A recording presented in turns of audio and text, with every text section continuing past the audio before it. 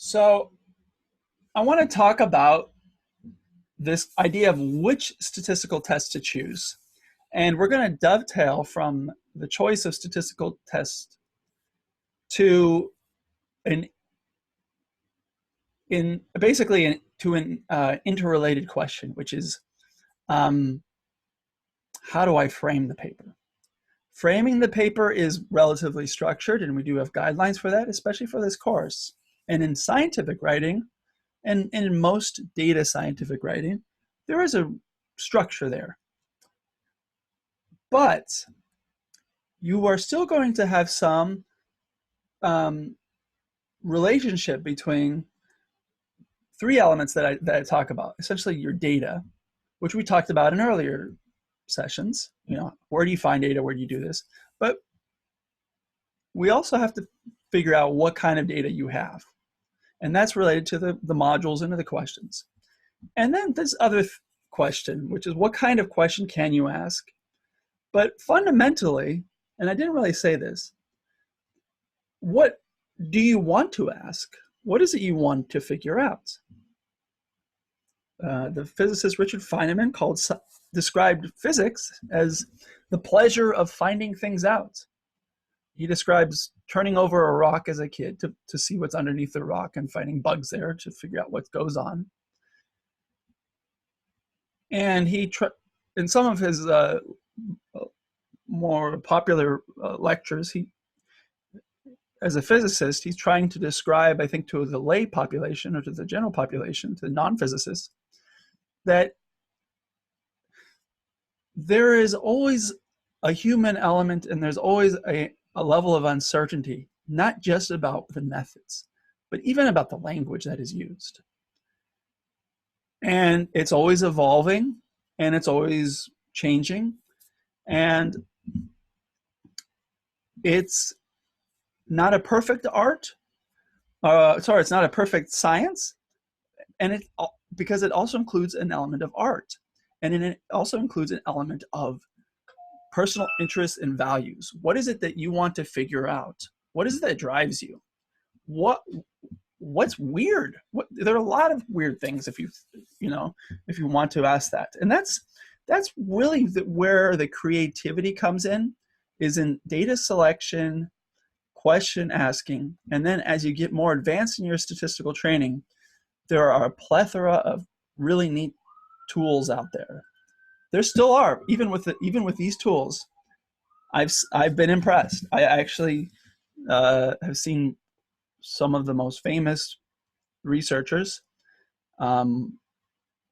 very notable researchers that I can't even mention by name.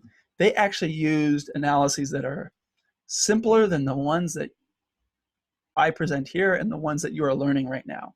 In other words, it was a book about unemployed men in the United States, and it was published. It was a book talk, basically a presentation about a book that was published by this author, and it had an interesting story, and it raised a lot of questions, and it was some of the most simple descriptive stuff. And what he wanted to do, he said, was promote a conversation and promote more thinking about these issues, more detailed research. So he did what he wanted to do, but also what he was able to do, and took a broad perspective in terms of his analysis. Now, when you write a paper, it has to be narrower by definition, and that it varies by field. But when we show you these project guidelines, and I know it seems kind of regimented, right? It almost seems like it's dictatorial, like it's an authoritarian way of writing. And if you look at these, I could show you the examples, but I'll even include a piece of scientific research that is, published in the journals. If you look at these, you will see a striking similarity that would make one think at first blush that these are modes of representing reality that are completely devoid of art, music, creativity, intuition, guesswork, nightmares, beautiful dreams, uncertainties, all the things that humans are are basically worried about. Deadlines too, by the way, having to get it done before the deadline. I'm trying to open up my my other application. If not, I'll just hold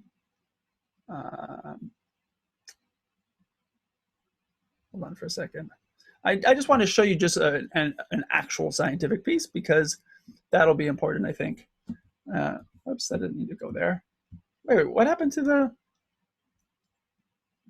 PDF reader now? Oh, you see that?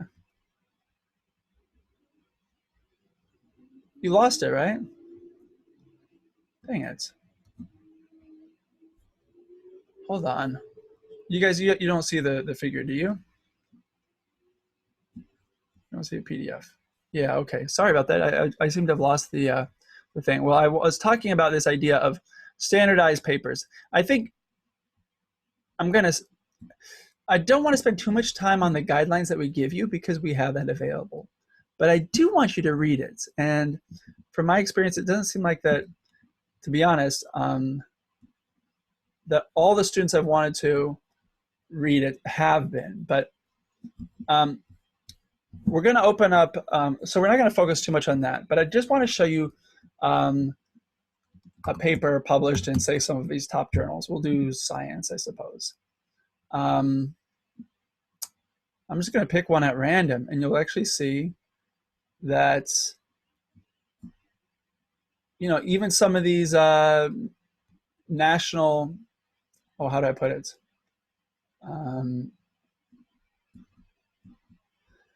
A lot of research you'll see is pretty standardized. So I'm going to get an article. Try to find one with an attachment. So here's a PubMed article. PubMed is, oh good, it came back up. Okay, it's just because I was looking for it. This is a PubMed is a database for a lot of health epidemiological research. I want to zoom out and give us kind of a bird's eye view of this. What you'll notice is, okay, it looks pretty texty, first of all. There aren't that many figures. And it's a lot longer than your paper, right? You're going to write 5 pages. If you're an undergraduate, you're still going to write 10 pages. And technically, that's as many as you would for the class, but the formatting is actually much narrower. And that's because this is a medical journal. You have much less space to write. But medical journals get kind of a medical writing, for some colleagues of mine, they think of it as quite boring. But there's a lot of cool stuff under there. But I just want to show you the way they structure an abstract in medical sciences. They'll include what we talk about, which is this canonical structure of the paper. We have sort of, I think we call it the introduction, which is basically, they call it background. Sometimes they call it literature review. This is what this is the so what question. We tell you why is it important, the objective, what are we trying to figure out, what is our research question. They're even very technical about the design. So this is like, what is it you're doing? What is this type of study? And even the place, like the where, and then the number of people, how you measure it. I mean, they're very particular about the data. And then the results. Most people are really interested in the results, but if they don't even have any time, they'll even just read this sentence. And if you can say your paper in 1 sentence, you're doing a great job. And these people did. They basically said, we show that innovation is needed to reduce the risk for overdose among former prisoners. Well, that's a very broad statement. And sometimes you can also get a same one-line snapshot in a title, in a very good, well-worded title. It'll be very specific about the data, because this is a very data-driven field. Epidemiology is very much about the data and about the stats. So you'll see mortality after prison release. Okay, that's the broad subject. And then colon, opioid overdose and other causes of death.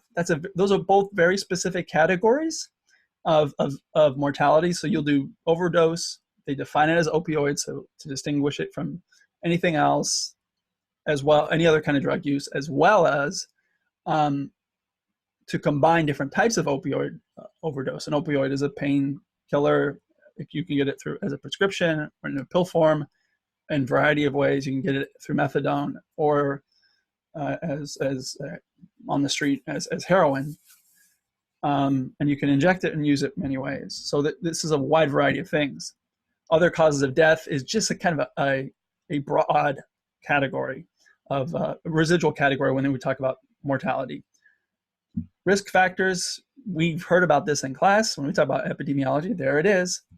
And then they talk about time trends from one endpoint to another. So they're very particular about the details. You don't have to do that. I'm just showing that here you have a pretty canonical form. And I say canonical to mean I know basically how the structure goes. I'm going to see the title. I get the names. I got where they are. If I want to contact somebody, it'll probably be this person. There's an email somewhere around here. And the abstract often is not this structured, but notice that I'm already starting the paper knowing what it is that it's going to say. Sometimes we talk about acknowledgements. I know that they're funded by the NIDA, NIDA, and the Robert Wood Johnson Foundation. Those are both big sources of funding. They got lots of money to do this. So my curiosity is actually, as an expert, is the data set, but I actually see they use a very familiar data set. So now I'm wondering, what are they using their money for? And look, they're very clear about the limitation here. Look how specific they are, by the way. That's a pretty darn, when I see that, that's a huge limitation. I'm actually kind of surprised they only did it in one state, and I have no idea why they would do that, but that makes it a better paper. You guys see the screen?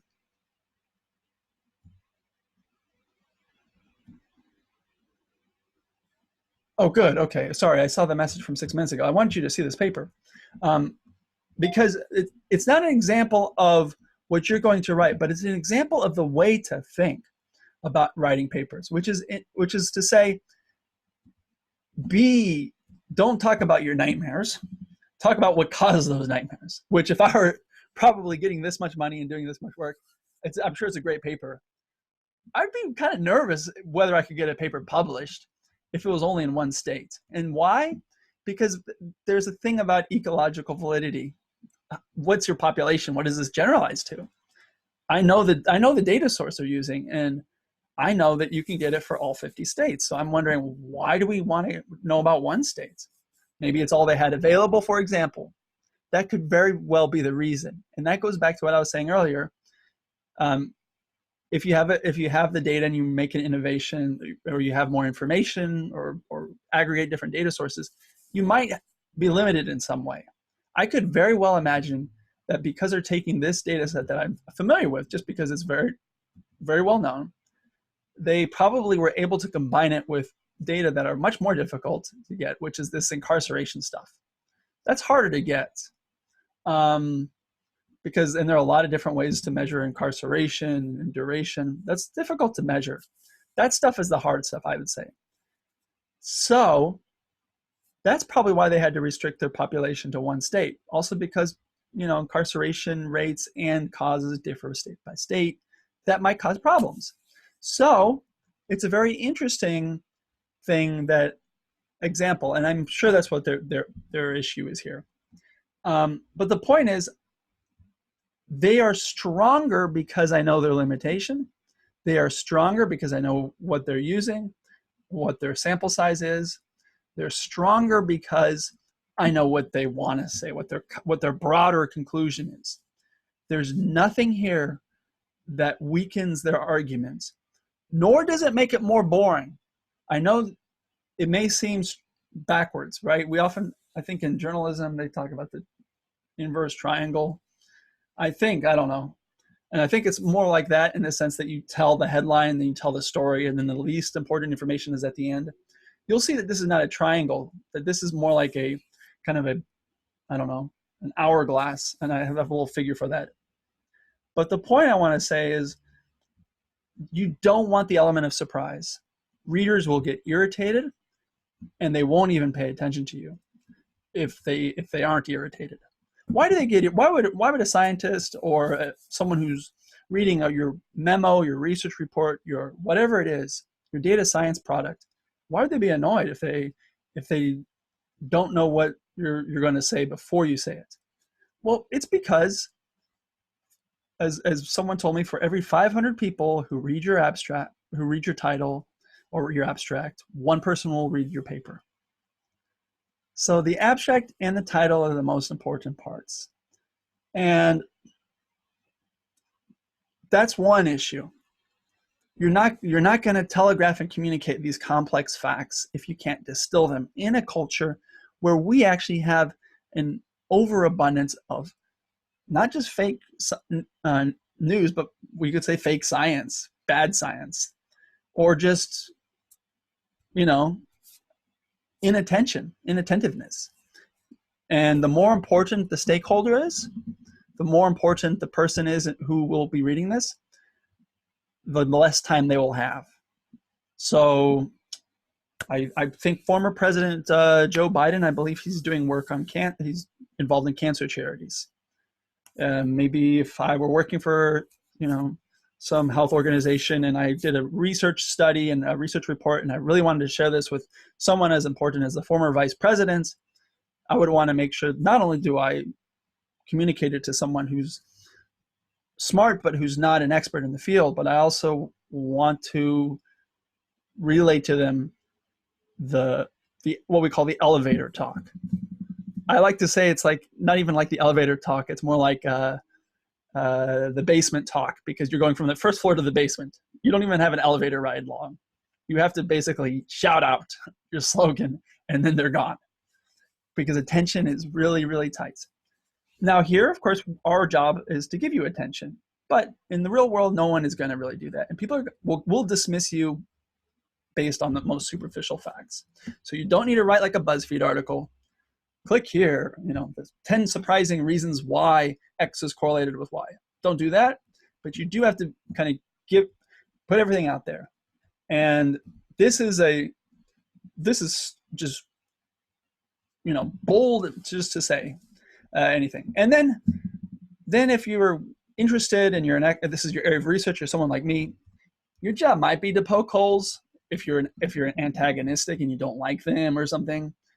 Or I hope if you have a better attitude like I would, you would take a look at this and you'd say, okay, this and what else can you say from this? What else is cool that we can figure out? But the real world, it consists of antagonism as well. Statistics is one mathematician was writing. He called it a machine de guerre. It's a machine of war. There are a lot of these personal fights about how to use stats. But just look at this first sentence. Here we have a very general statement. Among former prisoners, many studies have shown an increased risk for death. I would say of death, but that's okay. Particularly from drug-related causes in the early post-release period. Okay. Already they're using some very specific references. What's the post-release period? Well, we know it has to do with incarceration. And those are 12 references, by the way, that they jam in there. This is medical stuff. You have a different article, a different paragraph, and you can basically kind of understand, okay, look, they do talk about female incarceration, which is very important and not very well studied. And this is what they say: little is known about between custody characteristics and risk for post-release mortality. In other words, attributes of what happens when you're, released from prison as someone with drug abuse. I'm not sure if they actually say that because I didn't read it, but notice what they're doing. They've already know what's being said. Now I know why they're doing it. It hasn't really been done before. And then it looks like they talk about these other studies, what those have done and what their limits are. So notice what they don't have. They don't really have a hypothesis as you would see and as you would word formally in the class. You don't do that often in scientific writing because we're so familiar with it. But they do say, we don't know about this. And I'm looking at the transition words. So like these, nonetheless, so they talk about what's known. They say, nonetheless, The relationship may differ for opioid-related deaths because it has been hypothesized, there's the word, that reduced physiologic tolerance after a period of relative abstinence in prison may increase risk for overdose. That's a really interesting thing. They kind of hit it in that paragraph, but I'm really skimming this. So in their story, they're saying, okay, people are at a greater risk for opioid overdose because you actually develop a tolerance to painkillers or opioids when you're a regular user or abuser. And if you stop using immediately, you're at risk of dying from the withdrawal effects. But also, if you start at the dose that you did when you quit, that might seem normal to you because it's your old way of going about things, but it will kill you because your body has now changed your tolerance, and it's going to be an overdose. It's actually a very big risk. That's if you've ever heard of the phrase "chasing the dragon." That's the kind of among a lot of opiate users, the idea of chasing the dragon is the impossibility of increasing the dose of the drug so that you can continue to get high or remove the withdrawal effects. You see that with a lot of people who suffer from addiction. Anyway, that's their main hypothesis. You can scroll through the data and do all this. You'll look at this. The editors included this probably because journal reading is different. They talk about the statistical analyses. They have some things here, and they have the methodology, same thing as we would do, and then they have the results. And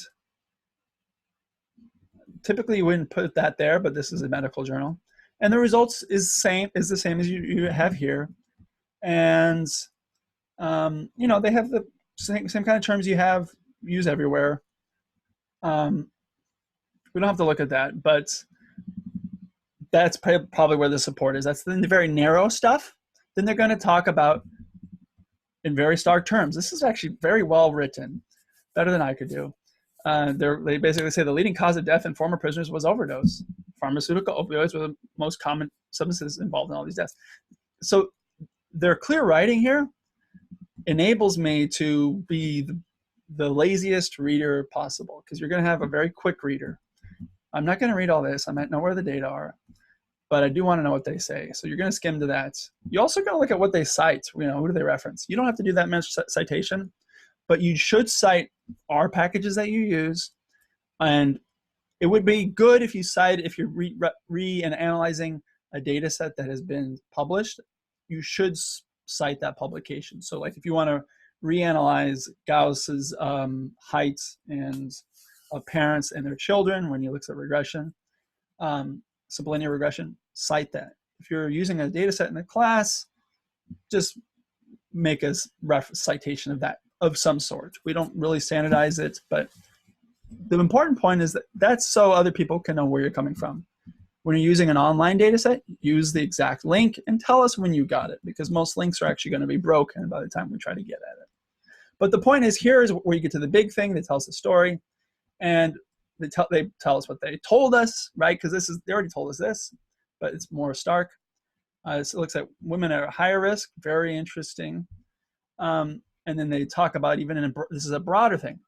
They talk about the need for careful consideration of overdose risks. They're talking about legal policies here. So this is super broad.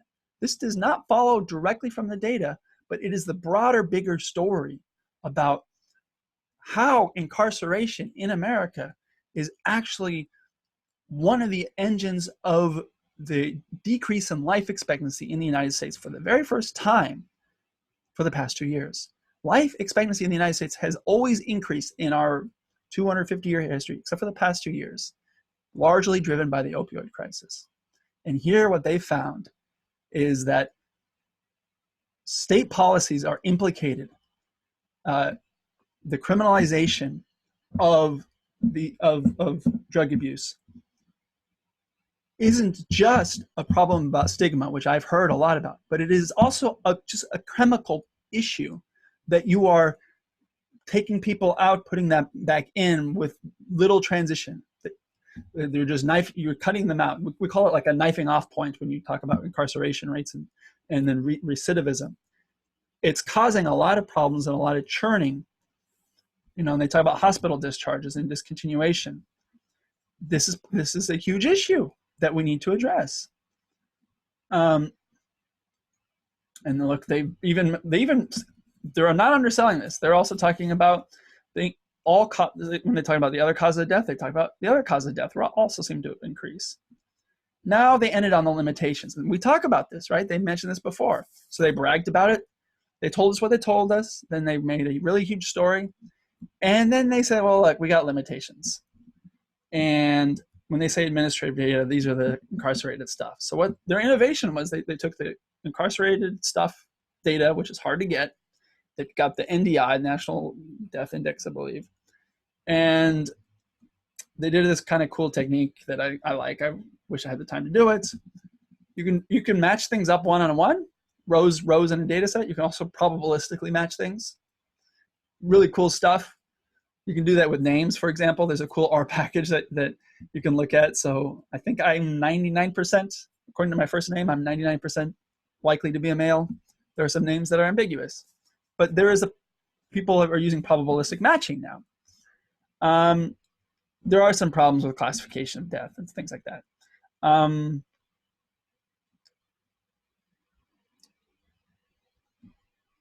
Let's see. Despite these, okay, but this is what they do. I want to see where they ended this. So they talk about the limitations, but you just don't end on a low note. You end still bragging about it. And you're going to frame this in terms of either your paper is good or that this still gives us a way to direct our attention to neglected research, right? You could say, despite these limitations, this is actually this study shows why we should improve these kinds of methods, these kinds of data sources. You can turn a bad thing, a limitation in your study, to a reason for the NIH or other agencies to give you more money. Yeah, the data are faulty. Okay. We're not shooting the messengers here. The data are limited. And if they didn't find anything, by the way, they probably couldn't get it published, I'm guessing. But it still shouldn't matter. Science is all about finding things out. And it's not your fault if the data don't reveal their results.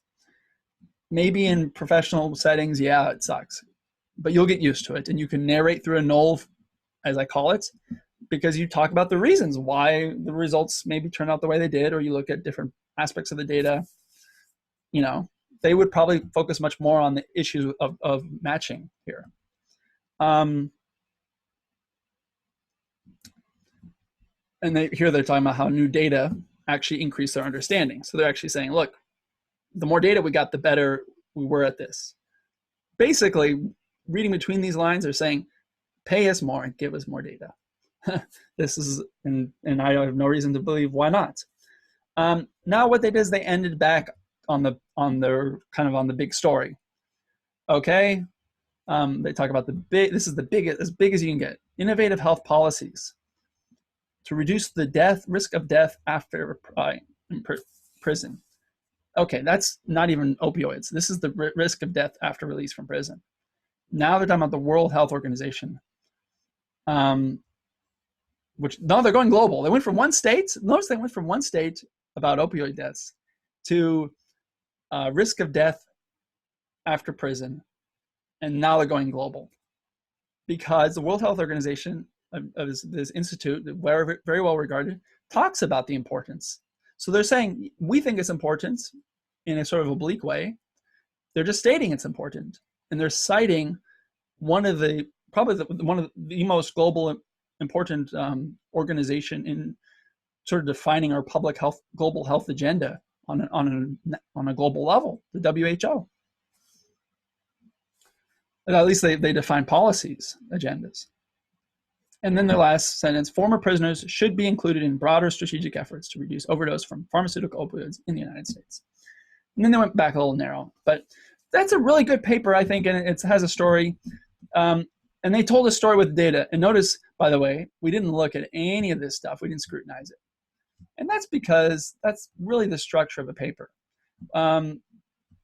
they did some more complicated statistical analyses, and we'll talk about that. But that's in part an artifact of their data, and also what question could they ask. They did talk about limitations of their data. I did want to show this, but since I showed the paper and I don't want to take up too much of our time, I'm going to go to this second slide, and we'll go back to the methods because it's all kind of interrelated. I don't like the idea of a flow chart, even though I had this on my wall at one time. You don't necessarily start from the data and go to the questions. If I can zoom in. You don't go like this to here. And on the right side, you'll see that I crossed out some of the methods that we don't use in the class. But the point is, there is a structure to scientific writing. And you see this in the guidelines here. And you see this for the different papers. So you have the abstract, introduction, data and methods, results, conclusion, and other characteristics. Other characteristics, this is the micro level, and these are what I'm going to show you with these papers. So the macro level, at this global level, you have the overall architecture, sort of the frame of the paper. If you're making a building, you have the overall frame. Think and map of the overall frame, take out a sheet of paper and think about where you're going to put tables. And think about these as segments. And I like this little figure. It's a bad statistical graph, but it's a nice mental map. It's a way to think about the paper, and you can read this, but I'm going to actually, so you don't focus on that, I'm going to force you to look at this little figure here. It's one of many ways to structure data analysis, but the point is you have the broader conclusion. So the horizontal axis is how broad you are. And you notice that the methodology and the results section are very narrow. Same with that discussion. But this is very broad. The abstract, very narrow. And you notice how they segmented even the abstract. Problem statement, indication of methodology, main findings, principal conclusion. Right? They had the principal conclusion. Really. I mean, they didn't necessarily have the main findings as starkly worded, but you knew what you're headed for in the abstract. In my field in sociology, it's much less structured. In some fields like philosophy or even legal studies, you won't see an abstract, or in the humanities, for example. But it's becoming increasingly common to have these kinds of structured abstracts like you'll see in epidemiology or public health, in part because we have, we have so much access to information that it's harder to grab your attention. It's also, analyses are becoming more complex. But you do start off relatively broad, but your abstract is narrow. You're going to stick straight to the data. You're going to tell us just what you found narrowly in that thing, that little domain. So you're going to talk about that state. You're going to say what you did. And I know quite often they want you to mention the data set you use, especially because the NDI is a very well-known data set. They want you to have your sample size. A lot of disciplines will have different rules. Detail helps here, but just like the big stuff, like this, how many people did you have in your study and what did you find? Notice, by the way, I've never even spoken about a statistical model here. It really wasn't even mentioned. Part of this is about statistical literacy. A lot of people aren't that savvy about every statistical method. That's the truth. There are experts in different fields, and you can't be an expert at everything. And that's same goes with the introduction and the territory. So I like these transition sentences that they provide. In the past decade, much research has focused on, what do these other people say? Opioid abuse.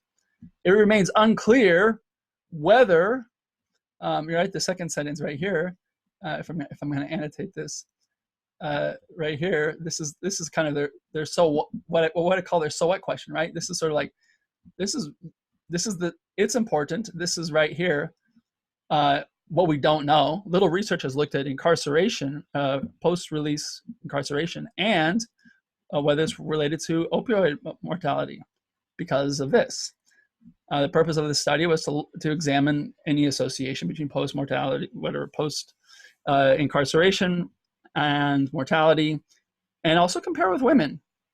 The data were used were collected by, now that depends. We're, as data scientists or secondary data analysts, we're almost always using data that are publicly available, or how do I put it? Data that we create from archives, from text mining, something like that. In psychological studies, or if you have a lot of money and you're doing a randomized clinical trial, or you're working for a pharmaceutical industry, you want to get FDA approval for a drug, you're going to collect your own data. My girlfriend is a neuroscientist. She looks at rats and looks at brain cells. She collects data. 90% of her work is the data. So you kind of have to mention that. But they did mention the data sets. So you have the name of the data sets, talk about the administrative records. I would not say clearly show, by the way. That's redundant. I like the other people's writing better, because the study will clearly, you will clearly state what it shows, and you don't need to say that it is clear.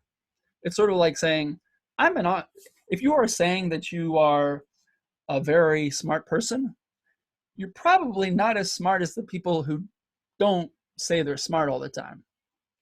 If you're saying you're a stable genius all the time, I'm going to get worried about your stability and your genius level. So that's just a little linguistic issue. You'll notice this a lot in science. Scientific writing is not that great all the time. And I'm talking about the language issue. That's in part because this does seem pretty regimented, and it is different than the kind of writing that you'll see in poetry and things like that. Doesn't mean you can't have that. And if you look in sociology, or you look at books that are written by social scientists, you get a more narrative, lyrical element there. And those help with telling the story. I still think there is a kind of, if not a kind of a luxuriant, jungle-like, fluorescent, I want to say. It's the very ornate kind of language. You're not seeing that.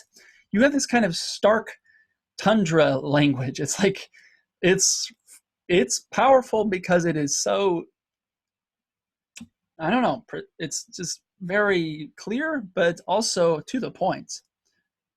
And in a way, I think that is more powerful. And we were fortunate enough, I was going to pick a paper at random just to show you how ubiquitous this structure is. I did not expect the writing to be as good as it was. There's more bad writing than there is good writing. Notice we have the limitations there, right? Limitations, recommendations, you can call it that. Then they went back to their conclusion.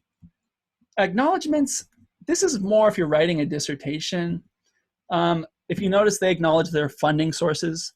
Don't do that. Don't do acknowledgements for us. Please don't thank us for the class. Please don't thank anyone. I had a friend, she thanked her cat in her dissertation. Her dad did not like this. He was a mathematician. You can thank things, but in general, don't. References go at the end. You don't need to use that many. I'll show you a paper that does. So we have about 10 minutes left. So I started a little bit late, but I just want to show you, this is the hourglass, kind of the hourglass effect. And please look at those example papers that we have posted to the course website.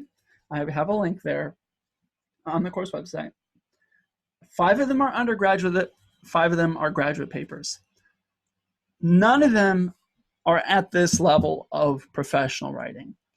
But I do want to show you what an exceptional paper would look like.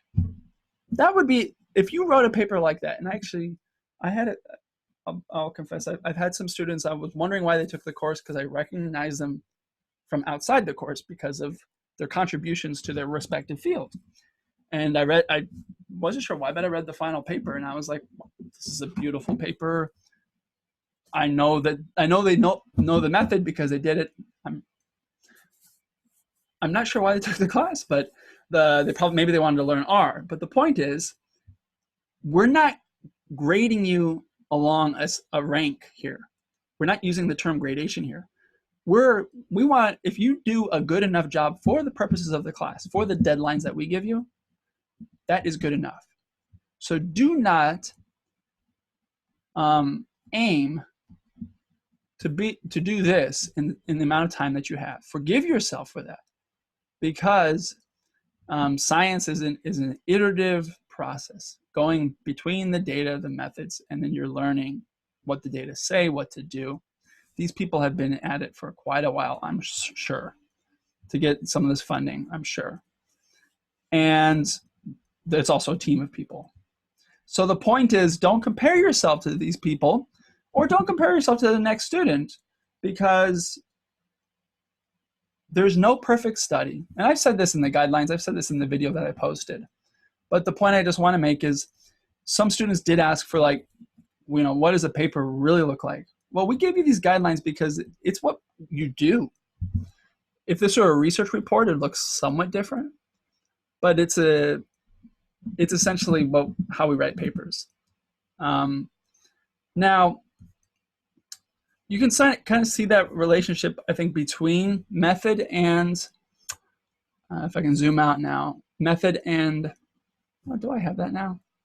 Oh, method and the paper itself. If you look at this, if you notice that these arrows are bidirectional, so you might see a lot of like figures like this, like, okay, what type of data do you have? What kind of question do you have? Do you want to look at differences or relationships? A single mean versus hypothetical, you can do this. Well, we can't do a lot of these tests. That's okay. But this doesn't necessarily show the fact that you might want to do students' t-test or do regression, or you only have data that can really, I don't know, give you an analysis that is most appropriate given your timeline, maybe a 2 sample t-test. I said that before. A student's t-test. Maybe that's all you can do, and a difference in means. Okay. Well, then that's a constraint by the data and the method, and then you might have to tweak your question. You might have to alter your question. So like the people doing that research, you know, the one on incarceration, etc., they ended up referencing the WHO, the World Health Organization, and about incarceration in general. I guarantee you that regardless of how their data had turned out and what their method was, they would have still ended on a broader story, but only after they made their more specific claim. We found this to be important here. It shows the relevance of this. Let's go out and make this bigger, right? You're sort of, it's almost like a proof of concept when you're looking at a new finding, when you say something is not done before. I talk about this again, introduction, review. Some people say a lit review. We don't really include that. We sort of put those together, but you'll see how often they call it a literature review. You don't need to worry about that. You don't have enough time. And I mentioned in some verbal stuff how, oh, by the way, yeah, less is more is my mantra here, because it's a psychological bias. We actually tend to overestimate easier tasks. We overestimate the length of time it'll take to finish easy tasks and underestimate the length of difficult tasks. I know that this is a huge problem in stats because as a friend of mine says, they wouldn't call it research if you only had to look at it once. They call it search. You're going to have to look at the data more than once because you're going to have to see whether your model fits the data, whether your assumptions are okay. You don't necessarily have to do that, but eventually you would. Sorry for the typo, see? I have to look at this. So you want to, before you turn it in, you do want to look at it. You want to do some sanity checks. But you also want to look at the data and do some sanity checks there. The data might have totally different meanings. They might be totally flawed. There might not be enough cases. So you want to do this loop between data, thinking, and modeling, right? This is the map. This is what you want to say or what you can do. This is the data. I often will take out a big sheet of paper and draw like a mental map, and I'll think about, you know, as a friend of mine would say, he looks for where the action is. You do some exploratory data analysis. But here's like a nice figure that I got from a paper. You know, what data have been collected for each research objective? Are they complete, accurate? This is like a meaning thing. You do want to look at the code book, you want to look at the data, because you can't just blindly accept that the variable that exists is the only one, because you also want to ask, well, what does this mean? Take a look at the data, just inspect it a little bit, just for your own sake, just so you get a better idea of it. You can do cross tabulations for quantitative data. Cross tabulate in relation to objectives, graphic displays, narratives. When they say narratives, they're saying, what is the story you want to tell? These are helpful. You don't have to be that exhaustive here, because we're not doing that many variables for the class, but it's still useful to know your data better. And you can do a story, as I've told you. You can write a book doing crosstabs. That's what amazes me. In academia, we often prioritize more complex models to show how smart you are. But it's less about the math and more about the thinking and the creativity of combining variables and telling a story that is convincing, and thinking rigorously about counter arguments and stating those too. And here you have some of these tests that we have. So we have the t-test, we have the chi-squared test we learned this week. We have a variant of the chi-squared test. We don't really focus on that. It just means that it's the variances aren't equal. We don't really, I don't think we've done paired t-tests. That means you have the same person measured over time. Scatter diagram is a scatter plot. So we do a regression line, but we do, look at this. We also talk about relative risk. That is a measure of association in the class. I didn't even mention it in the other diagrams. What they don't mention, of course, is the differences in probabilities, but analyze paired and unpaired observations. You could do that. One sample or two sample test of proportions or means. And you can do that with a chi-squared test too. A chi-squared test is an interesting thing. It's kind of a mix between association, because you do show that whether or not the cells are independent or not, but it doesn't really show the strength of the association. It's not precisely that framed in that way. But you know, you'll do that, and you'll do some of this, and then you'll ask, oh, how should it be written? So you can prepare you can prepare the outline. That's what they recommend: draft and redraft, summarize findings. It is good to go from this data analysis and find out what you're going to say before you write, because you might write a very beautiful research question and a very beautiful conclusion and an introduction, but you're going to have to change all of that if this changes. So what you really want to start off is, you really want to start off with this. Okay, what do your data say? Can you use these data? And what story you're going to tell? And again, be outcome independent. So this is the one I have here is for the data. The two is for like the analysis and the results. What story you're going to tell? And then you're going to go to your abstract and you're going to say, okay, I think I'm going to say this. Now you're not p-hacking here, really. What you're doing is you're trying to figure out if the data are even, the word would be practicable. In other words, can you put the data into practice? Can you actually apply them?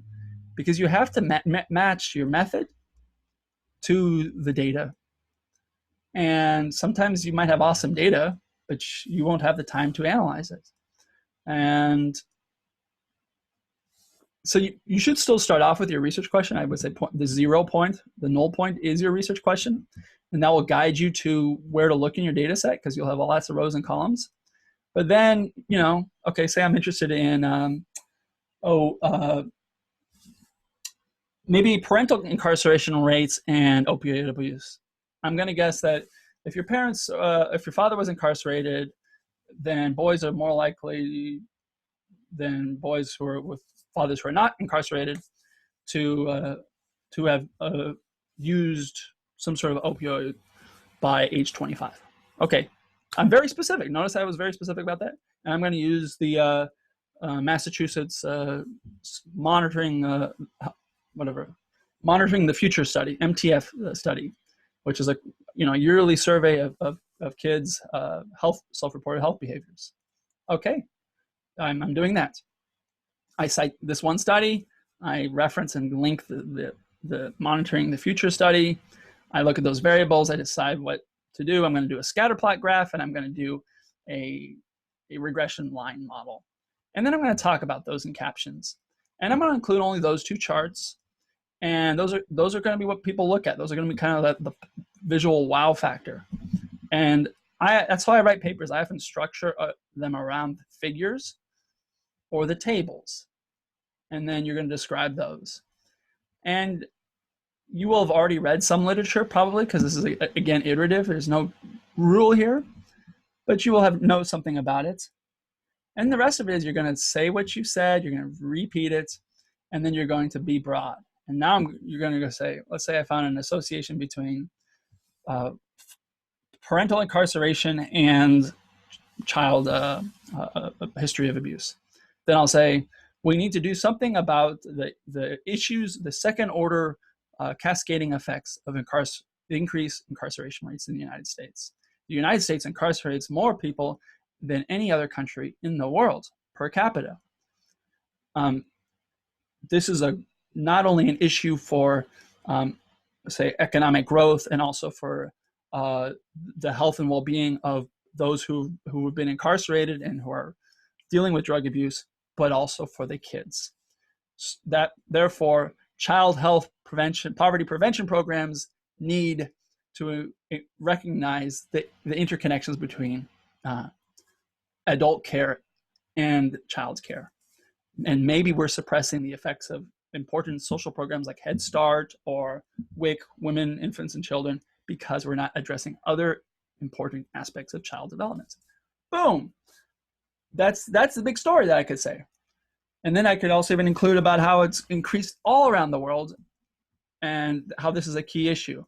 And one thing when you want to do this is you also might, when you think about what you want to study, maybe you also want to think about not also what you're building on. Like I just gave you an example of like what I could do just off the top of my head in a field that kind of interests me, building on a study that we just kind of shared and reviewed in terms of its structure. That's kind of but you could also argue against something, right? So if there's something that really angers you, that's probably better, as long as you can suppress that while in your analysis and in your writing, and take that anger and channel it into rational thought. Okay, fight them with the facts. Fight them with the truth. Fight truth. What was it? Fight power with truth. So what you would do then in that case is, okay, let's. Oh, I don't know. I'll give you an example of a student. One student I know is looking at gun control. He's very interested in this because he's arguing against the position that gun control is something that is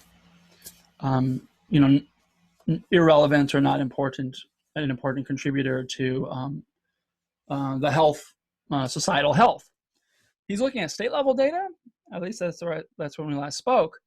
So you can't generalize to individuals, but I think he wants to add to the people who've already shown basically that states with more restrictive gun policies tend to have fewer gun deaths. I have another student who's really interested in suicide, and he's looking at a study of very lonely people online, and he's looking at the study, and it's a very interesting. So that selection of a topic, suicide, it's an important social problem.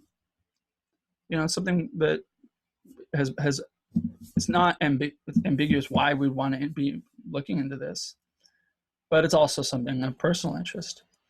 Not all of them have to be so dark and dreary. I was looking for this paper, but one of the funniest, I say funny, but in a good way, it was a very well-written paper. A student had shown that people in airplanes who recline their seats more apparently are more narcissistic.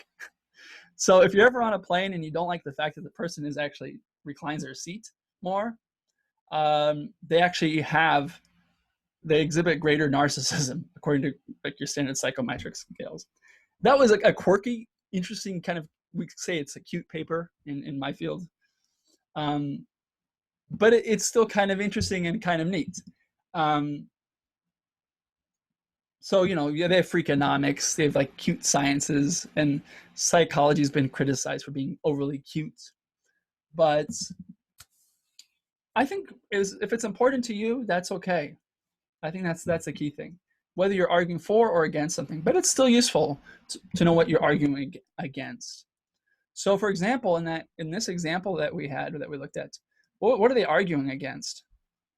They're arguing against the implicit, unstated idea that incarcerating drug abusers, being tough on drug abusers or drug users, is being tough on the war on drugs. You know, if you know about American drug policy history, with President Reagan in the 1980s, he initiated the program, what he called the war on drugs. Then there was an epidemic of crack cocaine in America, and he framed it as a war, and that meant incarcerating and punishing those who violated the norms of society, which means that you are using drugs. That's what they're arguing against here. You're not seeing that really, but I bet if I spoke with, you know, Ingrid, this Ingrid person would probably be a very, very harsh critic of then First Lady Nancy Reagan's advocacy for the war on drugs, and also of, you know, kids reporting on their parents. They had a program called DARE, you know, all that kind of stuff. So it's helpful for reading papers too, and I encourage you to do that. Go to PubMed, go to stuff that interests you, and try to diagram that paper out yourself. And review this. This is very schematic. I don't want you to worry about this so much. I'd rather you focus about what interests you. And that's what's going to get you to soar. What I reviewed in this hour or so is essentially the macro structure of a paper. In other words, what is the architecture of a paper? One of my mentors, he was very kind, he helped me write an NIH grant. And when you write for government grants, there's this very standardized form. In America, we just fill out our taxes if we did it ourselves. And it's kind of cute to look at the IRS website because it's so governmental, but it's very standardized. You have rules and rules and rules and rules. That's the same thing with grant writing. You know, these people, the way you ask for money as a researcher, you have to follow a lot of rules, especially for federal funds. And my mentor basically showed me what he called the flow of the paper. He said, let me just give you an idea of the flow. First, you do this, and you do this, and you do this, and you do this. It's the same thing with papers. I hope you're getting an idea of the flow of the paper. You tell us what it is. It's not a mystery story. It's not Agatha Christie. This is not an action story. We want to know what it is. We don't want you to say too much, by the way. You know, that's probably one of the biggest problems that I've seen when I've reviewed papers as well. You don't want to read a 60-page, 70-page paper. It's too long and it's too jumbled and you have too much to say. It's either a book or you're going to spread yourself so thin you're not going to be able to make a powerful argument. It's far easier for you and also for the reader to evaluate, accept for publication, and advocate for something that might seem narrowly defined, but it really is not. Because even if it's not statistically generalizable, it is theoretically relevant. Now, even if it's a null finding, you can still tell a story there. It's going to be a story about why the results maybe were not statistically significant, which results could work, and where future work could be taken. That's okay. It happens all the time in policy evaluation. When you evaluate a program, you're going to get null findings. I guarantee you it. That's what made me much less worried about those. Academics want to see significant findings, but that's a huge problem they realize now. So you can look at that grid, but science is not that rubric, much of a rubric, but I do want to focus on this last thing, other characteristics. Very frequent grammar and or spelling errors is what they talk about. It just doesn't contain the elements here. I just want to show you, just as an example. Here's one of the best papers, I think. Not best. It's a really good paper. Maybe not the best, but it's a graduate level paper. But I just want to show you some of its strengths. Okay, so here we have the abstract. Here we have the introduction. Here we have the data and methods. Okay, they're a little too much on the naming these. I don't need to know this stuff, but I know the examples we gave you did have that. But notice the papers that are published don't have the R names here. I don't care that this is, you could call this XYZ. What they did do, though, is they're relatively parsimonious in their figures. You can sort of tell what's happening. I know this is a little bit beyond the class, but they did this little, basically it's a scatter plot matrix, some descriptive stats between the variables. And they also, what do I want to say? Yeah, they just basically looked at the number of houses. So their main question was here. Actually, this is their main conclusion. In Boston, we are now paying more per room when compared to the 70s housing market. Already, I'm looking at that title and I'm seeing language issues. So this is more of a paper that has language issues. You don't have don't end on a period. At the royal we, I don't know why it's there. You don't put an apostrophe after the 70s. How much more per room are we paying precisely? I'm not really sure. They also didn't, I don't think they cited the mass package here. Then they went to like this personal thing, using the Boston data from the mass package. You don't want to do that. That's really too narrow. This person started actually right here. Boom, basically. They went right to the specific. What they could have said was, I don't know, retailers have shown that the housing market has become virtually unaffordable in large major metropolitan areas, leading to widespread homelessness, especially in coastal cities with booming tech markets, including Boston, but also cities like San Francisco.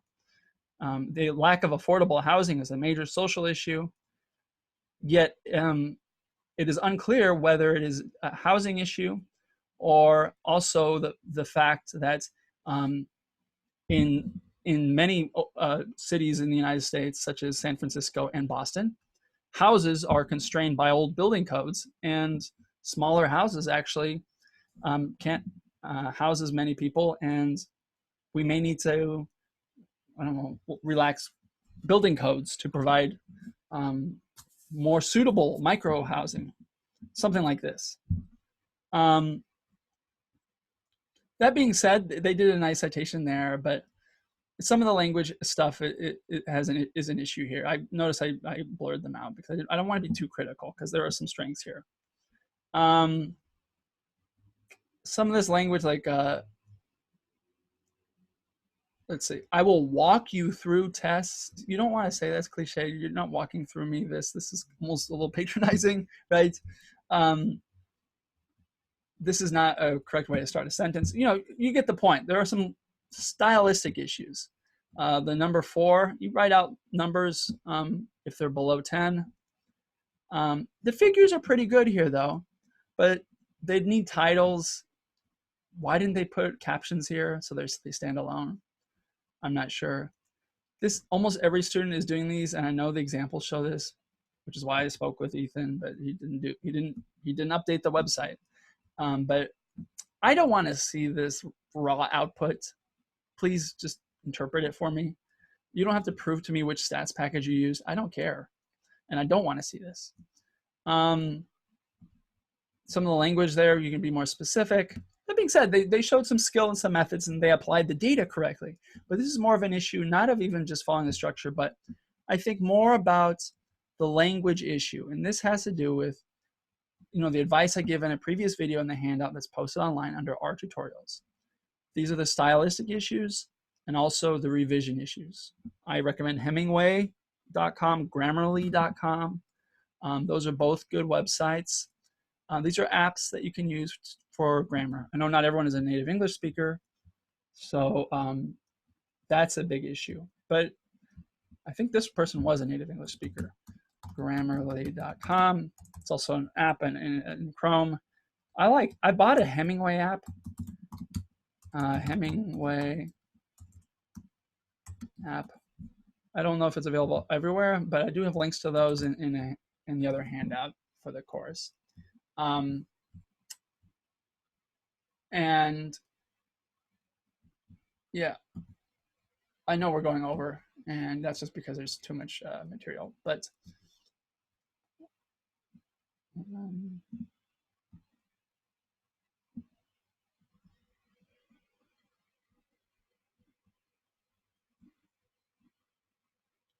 oh yeah, this was a study. This was a study that I found that I thought had really good language, and also a good study. This is clearly a graduate student. So for those of you who are undergrads, don't worry. There's still a few errors, and the abstract is way too long, and it has way too many I don't know, what do you call these abbreviations. And I have no idea what a normalized. I have an idea of what a normalized whole brain volume is. My ex-wife was a neuroscientist. I'm dating a neuroscientist. I kind of know a little bit about this, but I don't want to. We don't want to see too many of these things.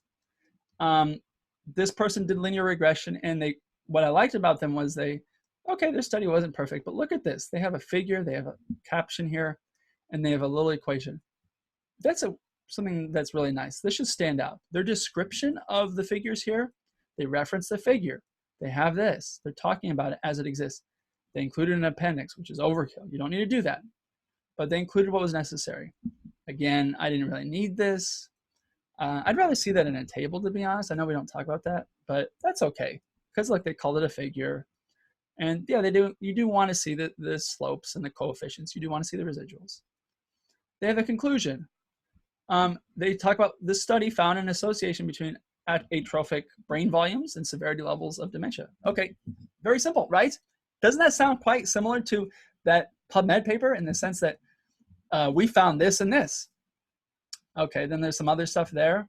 Despite the substantial correlation, the linear regression models did not indicate that CDR, I wish they wouldn't do that, would accurately predict blah, blah, blah for most of the data. So they talk about the low R squared here. That's a nice addition to the paper. They're looking at the nuances here. They're admitting to the limitations of the data. They show there's an association and that it's significant, but it's not the best.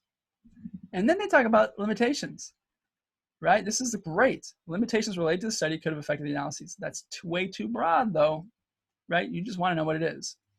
The obtained data set, way too passive. They are right. It could be not representative of the entire population, but that's not exactly it. I forgive them for that. There are issues with data collection. I think they call it ascertainment bias. The idea is not that it doesn't represent the entire population. It's that the two variables are not correlated because the patterns of missingness are related to selection. So that's selection bias. In addition, so they're adding another one, due to the inherent complexity of neurodegenerative diseases, multiple variables could be associated with decreased brain volume. That's exactly right. They could say there's something else here. Don't need to use the word inherent here. Everything's complex. Yeah, and they talk about the limitations of the model. That's fine. And then they recommend what else happens. A multiple or nonlinear regression model with other variables interrelated with brain volume could be more precise. That's exactly it. And that's why we feel guilty not teaching you multiple regression, but that's also why you should take another stats class. And then they talk about some other issues. What they didn't do, though, was they didn't end on a positive note. You want to say, nevertheless, this study provides you could even say this study provides a first step in directing research toward broader indicators of dementia, because dementia is hard. Because I'll tell you why. Because I've known people with dementia and who've died from dementia. It's actually hard to determine what people are suffering from when it's a neurological disease until they've died. So if we can get something that is like measures something that's rather crude and use it as a proxy measure, that's a huge rate. Very helpful for detecting rates of of brain maladies. I just also want to say they also were cool because they included covariances and correlation. Correlation is standardized, but covariances give you the units there. They didn't have to, but it was a neat little inclusion there. The writing is a little bit better here. It's still not great. I think it's not anyone's fault. It's simply because writing and translating math and statistics is hard, but it is what we have to do. And the way you're going to do it is you're going to read it out loud. You're going to have a friend read it. You're going to use some apps. And I think following this structure seems to be a little less difficult, but it seems to be more difficult to maybe, and we're all like this, to get out of your area of expertise. This is a graduate student in neurology or whatever who worked at a hospital. It's hard to get out of the jargon sometimes. But that's why you even have, if you can find a relative who read it, your mom, go ahead. When I worked in policy evaluation, and I'm going to end on this, when I worked in policy evaluation, we always talked about the grandmother in Arlington, Massachusetts. We had this like collective imaginary of this person, not because an elderly person can't read, but precisely because we expect this person to be intelligent. We expect this person to be aware. We expect this person not to have information about what it is we do, because you're putting too much work on the reader already. It'll feel like less work to you already. I guarantee you, talk to your family about R squared and regression coefficients and explain to them, well, technically the R squared is only 0.25 when you look at guns and state level violence. So it's actually, I would not necessarily agree with that position. That's probably a way to ruin Thanksgiving because you'll have arguments there. Don't go too technical. And academics are horrendous about this, especially if you go read an economist paper. I'm sorry to point out econ, but for some reason in their field, theory is all about writing it out in equations and assuming, making assumptions. It's just the nature of that field. I think the bigger challenge is translating math into the concepts that we use and vice versa, because what is also maybe neglected from the course is that if you look at the history of statistics, these came out of experiences. Even the chi-square test came out of R.A. Fisher in an article in 1900 where he said, he criticized another person who used the normal distribution, and he said, no, you can't use the normal distribution. This guy has it wrong, because looking at the data that he uses, he looked at astrological data or astronomy measurements, and he showed that the distribution of astronomy measurements are never normal. They have they're right skewed. Well, that's what the chi-square distribution looks like. So now you have to do a test, not using the normal distribution, you have to use the chi-square distribution. And that's data driven. So long story short is, this is more of an example of how I think data analysis is more circular than those 6 or 7 steps that you'll see, and in the way that you frame it. It's not less like this, more like this. You're adding things and you're taking out things. It is structured like this, but with these circles here, and probably more like this. You have bidirectional steps, and then you'll kind of go up the ladder, and then you might go all the way back down. You might lose your data. I wanted to show you where all the tests fit, and I'm going to send this to the class.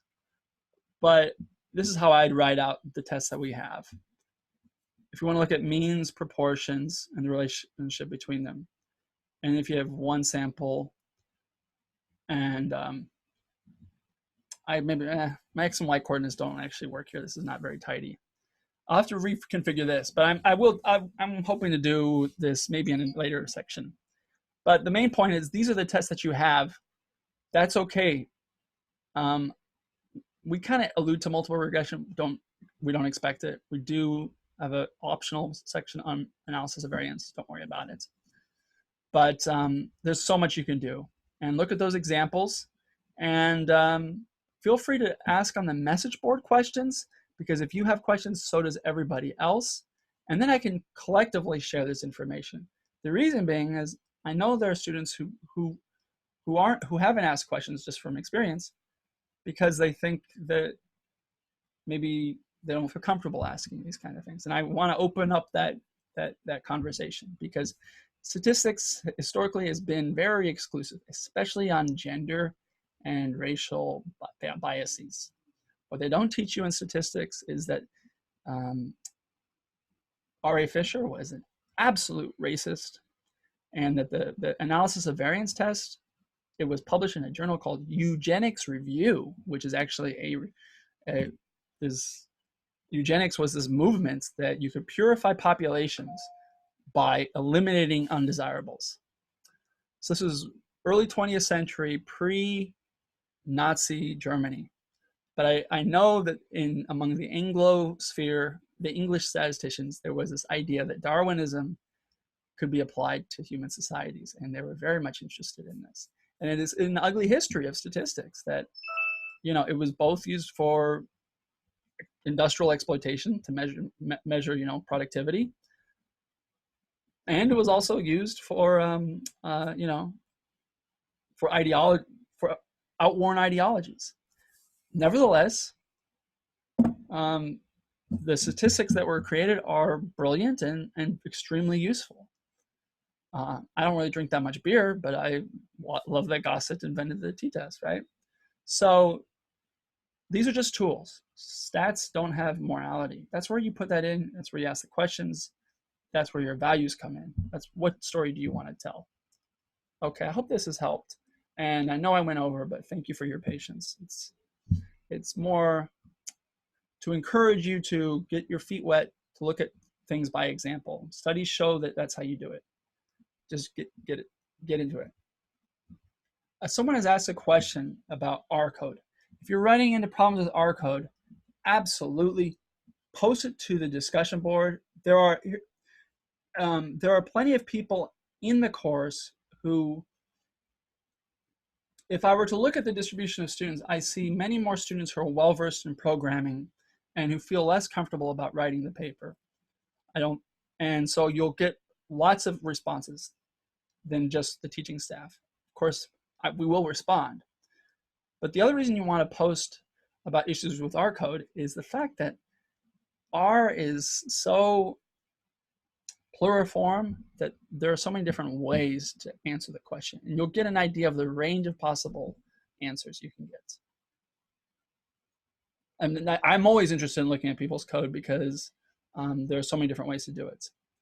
If it has to do with installation, go to student resources or IT support, and they will help you. But I also encourage you to look at my help files. I look at the advanced R tutorials. If you want help, you should go to my YouTube channel. I'm actually going to go there right now, and I'll show you where to find that. I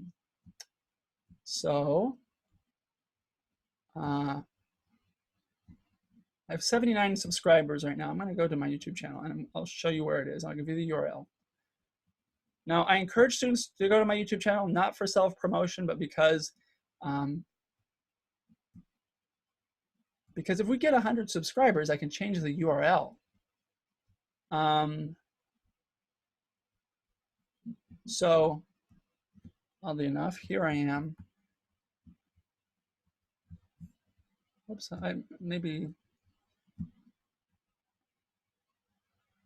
there we go. Okay. Yeah, I have a messy little view of stuff here. Let's see if I can show this to you. I just want to show you what the channel looks like in Chrome. This is how it'll look as a subscriber. So once you subscribe to the channel, this is what it'll look like. You'll also see like some customized stuff. So it might look a little bit different, but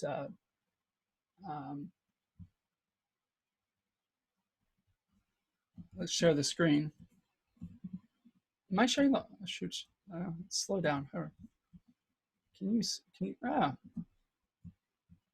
sorry, I'm having difficulty moving the actual application. Oh, I know why, because I have a full screen here. Hold on. So here you have the full screen here. And why is this not showing? The reason I encourage you to look at help files that I've posted is simply they're more geared toward the class. You should see a blue screen. Okay, so here it is. This is my own view right here with Zoom, but you'll see essentially. Ugh. Hold on for a second. I want you to just focus on this right here. It might look a little bit different, but the point is, you'll see this crazy stuff here. That's from an article that I mentioned, but you'll see these things called playlists. At the top, you'll see these sections once you subscribe. I know you can view it as when you don't subscribe, but oh, I don't want to do this. Hold on for a second. I don't even want to play them. I don't. What am I doing here? Okay, so here's the. What is it? Is it everything before? I believe.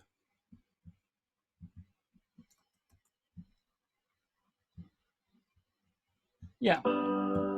Okay, so yeah, sorry about the autoplay. This is what the page will look like. So here's the link. I'm going to send this to you, but this is, please subscribe here. The reason is that the more students who get access to it, again, I can change this URL so it'll say stat 100 or whatever. I encourage those of you who have R questions, go through the R code missions if you have particular aspects, because here I'm just going through each mission. And you'll see that I have posted right here the R code to test the contingency table. So that helps you directly with emissions. If you're having problems with the tests themselves, go here and look at the conceptual reviews. I don't have mission 7 there, but after you post, the problem set, then we give you the review of that if I have that already posted. I've also give you section archives that are sometimes repeats of some of the stuff above. Sometimes it's the stuff that I have here. It's just another video to watch. I know it's not that interesting if you're really into it, but it's useful if you want just another way of looking at things. Now, put on closed captioning, change the language, and at least in my view, you're able to look at the full transcript. I have like a lyrics app here for music, but you should be able to look at the full transcript. If not, you can look at the. If not, you can look at the. You can look at the this. And what I also encourage students to do, and I know some of you already know this, you want to, if you're really busy or bored, because I know some of these are long, make it go twice as fast, or just go to where you want. That kind of stuff. Okay, so here I've done a previous section 5 days ago. Which statistical model do you use? I have the paper. This is all on the course website. But yeah, this is where you'll see the transcript. So open the transcript. You can go here. And here you can see, you might want to look for a term that I have. It's not a great thing here, but it gives you an idea of where the time is. So here I talk about different kinds of tests from that article. That's more in depth about types of tests. I just wanted to show you that it's not just top down. R stuff, you get help here. At the homepage, go down to advanced R tutorials. The tour of R and finding cheat sheets in R, I think, is the best for getting help. The other source is what I showed at the beginning of class. If you have questions about R, go to the R tutorials. And if you go to the playlist page, you can link this, or if you were within YouTube, you can actually save this as a playlist. I start off with installing on Mac and other packages. I talk about installing packages. Look at number 3, finding and getting help. I know that's a long thing, but I show you 3 ways of getting help. This was posted quite a while back, but I basically show that. And so there you see the playlist right there.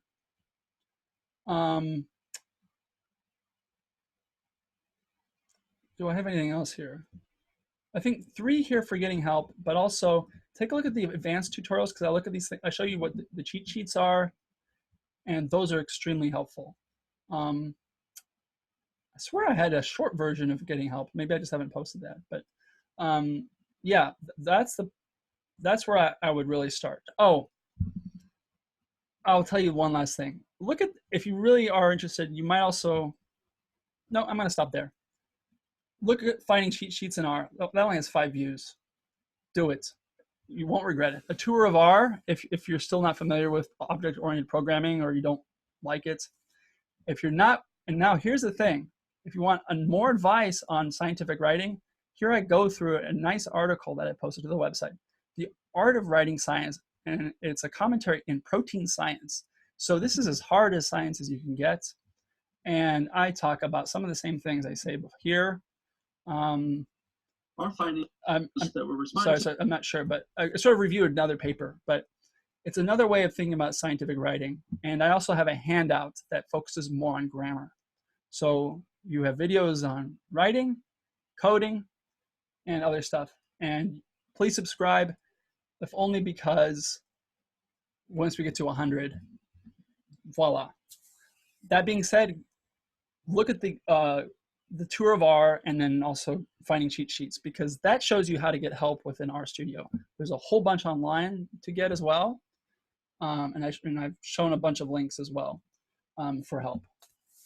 Stats, Stack Overflow is a big source. RSeek,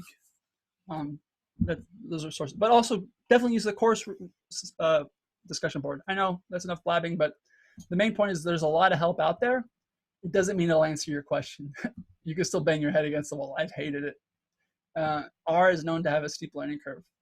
So don't worry, but there are people out there who are there to help. And that's a great thing about open source programming.